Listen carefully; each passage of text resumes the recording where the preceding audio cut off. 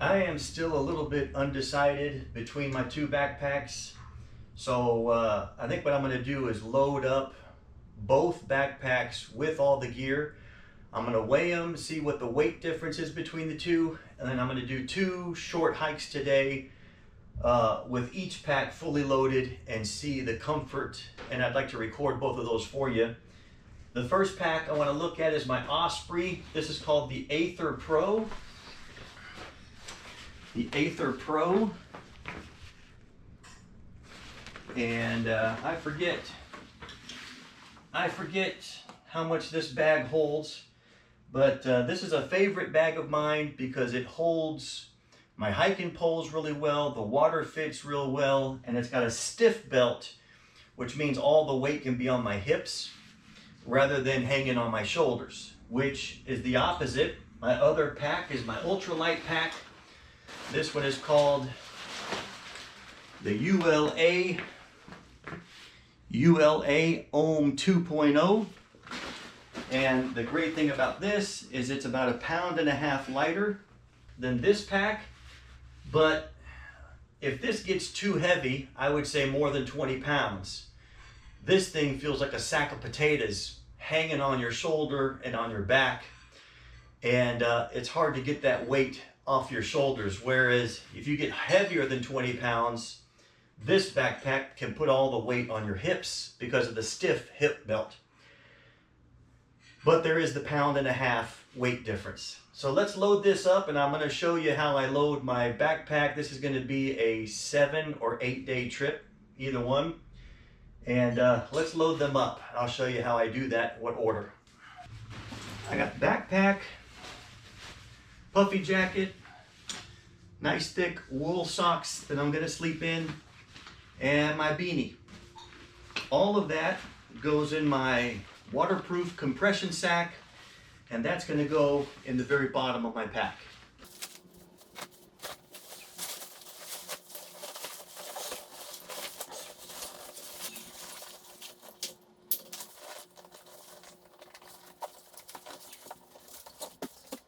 Okay, there it is, and I should have told you what size this is, but what I love about this size compression sack is this is exactly, on both of my bags, this is exactly the full size of the bottom of the bag. Doesn't matter which bag I put it in.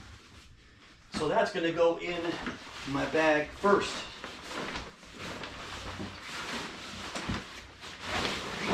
Actually, I forgot something.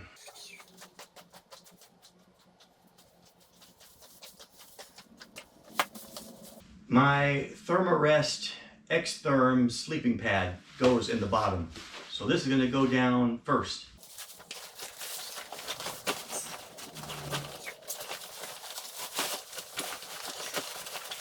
Now as I go up in the pack, I want to put my heaviest item in the middle of my pack so it rides in the middle of my back. That makes it easier to carry. And on an 8 day trip, your heaviest item is going to be your food. All right, for my food, I use a Sea to Summit waterproof. This is a 13-liter bag, and I have got my food for this 8 day trip is 4 pounds 12 ounces. 4 pounds 12 ounces. 16 ounces would be another pound, so I'm 4 ounces short of 5 pounds. This is where all your weight comes from. That goes in the bag next.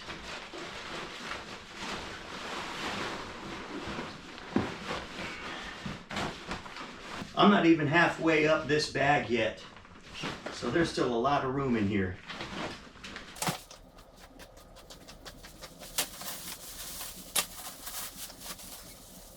Okay, so next comes my tent, because you're going to need to take your tent out. The first thing when you get to camp, you're already going to have your first day's food out of the food bag and somewhere else on your backpack, preferably on the outside of the backpack, so you don't have to open your backpack to get to your food. So Thermarest, sleeping pad, sleeping bag in a waterproof compression sack with your clothes that you're gonna have. Then your food, next your tent. You're gonna wanna put your tent in reverse order. So the last thing I need to get out is the rain fly. So that goes in first. And I'm using a, what size is this? It doesn't tell me, but a compression sack, but it doesn't have to be waterproof because your tent is waterproof.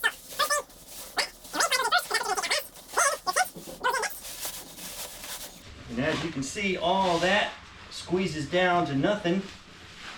And sticking all that in a compression sack is way better than trying to jam this back into the bag that the tent came in. It's too hard to get it in there. So get yourself one of these little compression sacks, stick everything in here. So for my water, I like going with this old shaker cup. Most people use a smart water bottle. You squeeze water in your mouth, but I don't like that small opening, and I don't like the little bitty stream.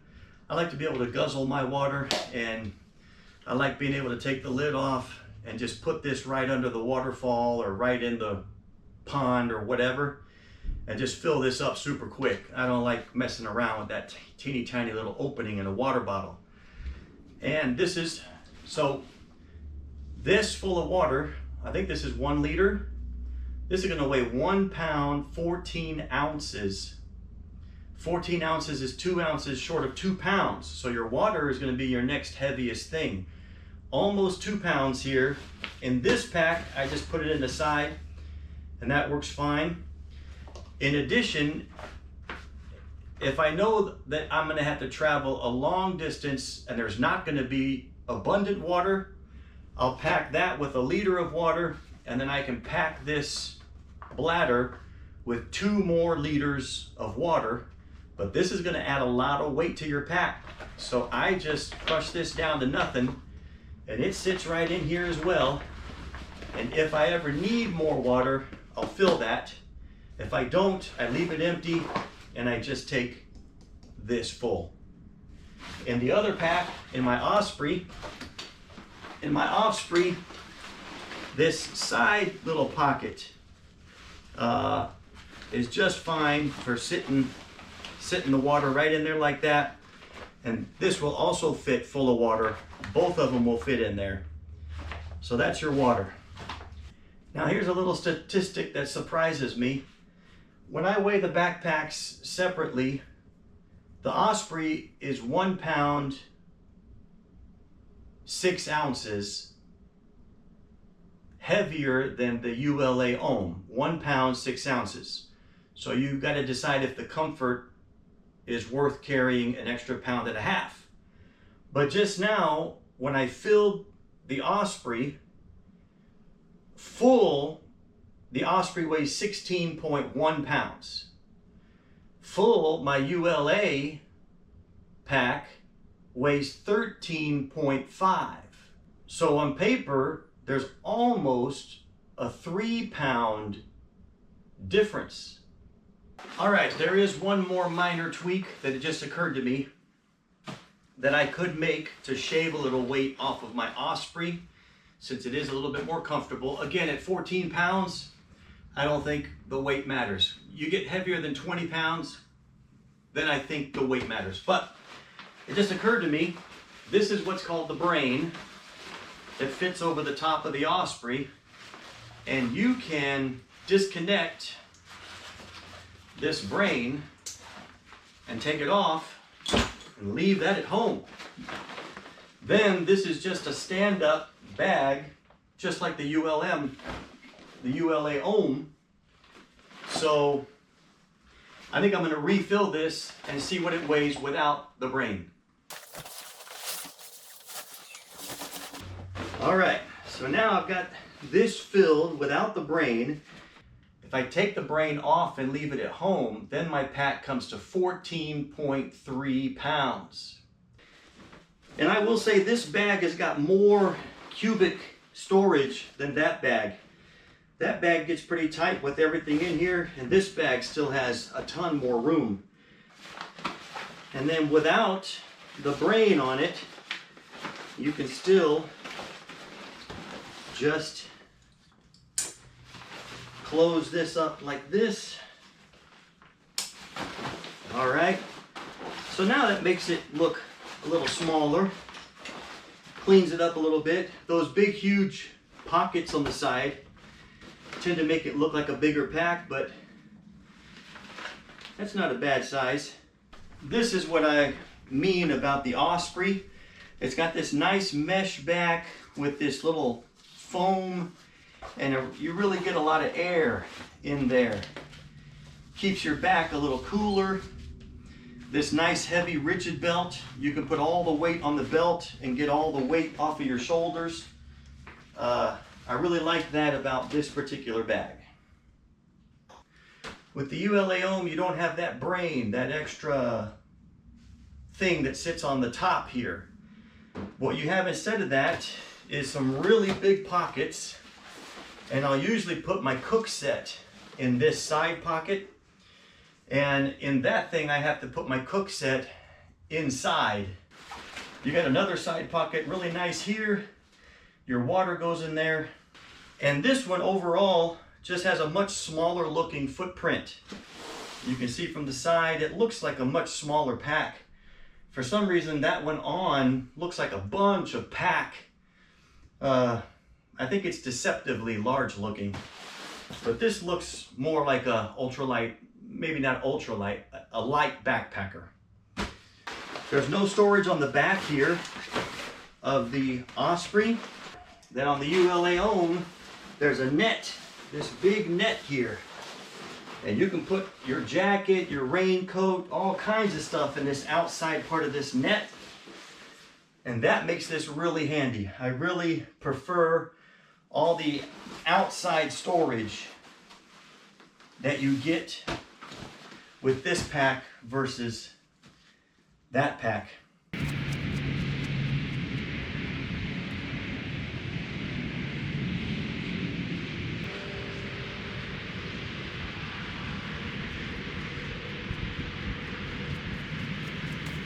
All right, so I'm into the little hike here so far. I just wanted to make sure I did a good long test.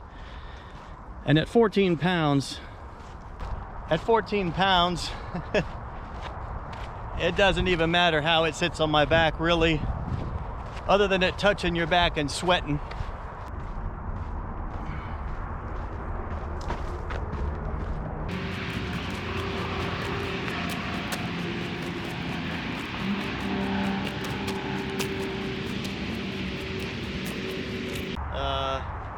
One thing we do need to ascribe points for, because people are going to see you wearing this thing. So I suggest we get some points for style. So how does the ULA Ohm look? If I was walking by, would you say, oh, that guy's styling? Or, oh, that guy is old school? So here's the ULA Ohm from the side. Here's the ULA Ohm from the back. From the other side.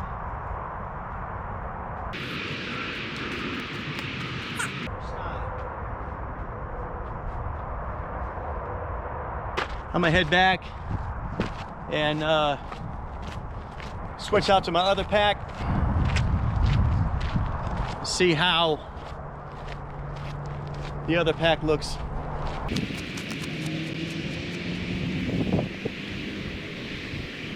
All right, guys, I do want to make an observation, something I recognize with the packs actually on my back.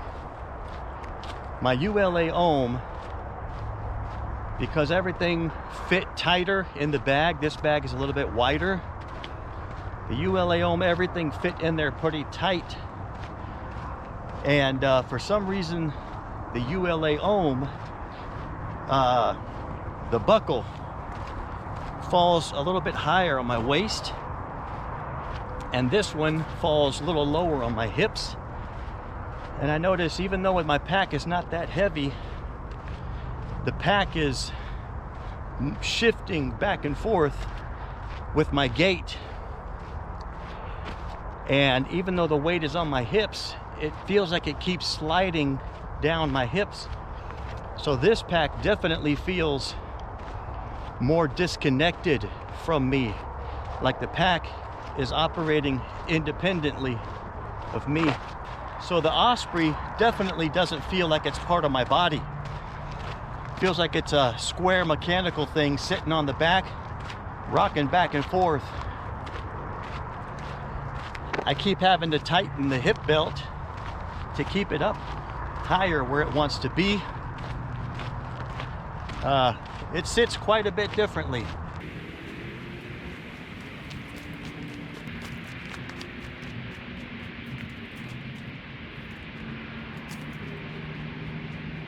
So in terms of fit and feel for the packs, that ULA Ohm actually felt a little bit lighter and more one with my body. I didn't feel anything else moving around or shifting on my back. I don't know if you can notice this, but you notice how the pack rocks side to side as I'm walking. That's actually kind of annoying. I mean, if you didn't have a comparison, you just assume that's the way backpacks are and you'd probably be fine. But compared to that ULA Ohm, that fit on your back and you almost forgot that it was on your back.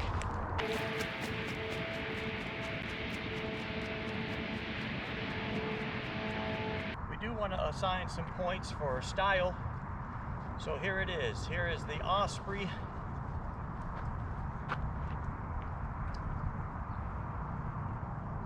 Side profile, back profile, side profile.